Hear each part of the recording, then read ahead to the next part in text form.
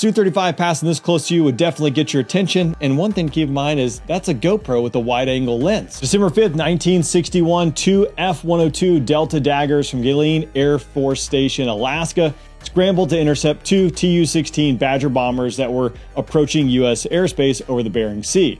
Now, this is at the height of the Cold War, and Soviet bombers and fighters were routinely testing U.S. air defenses. 3 years prior to this intercept in 1958, the North American Aerospace Defense Command was stood up as a joint U.S. and Canadian command to protect both the United States and Canada. It wasn't uncommon during the Cold War, and it isn't uncommon today for Russia to test U.S. and Canadian aerospace defense. There's a boundary layer known as the Air Defense Identification Zone, or ADIZ, that goes around every nation, and it is routinely tested. And over the last few years, it seems like it's gotten busier. In 2024, in fact, the United States Air Force actually redesignated its Aggressor Squadron up in Alaska, which replicates adversary for training purposes, redesignated the 18th Aggressor Squadron into the 18th Fighter Interceptor Squadron, which ironically still had F-16s painted like Russian fighter aircraft. In July of 2024, two Tu-95s alongside two Chinese A-6s made an appearance along the Alaskan ADIZ. And while there have been numerous intercepts over the last year, I think none was more spicy than the Su-35 that made an incredibly close pass to some F-16s and F-35s that had intercepted a Tu-95 bomber off the coast of Alaska. Needless to say, a Su-35 passing this close to you would definitely get your attention.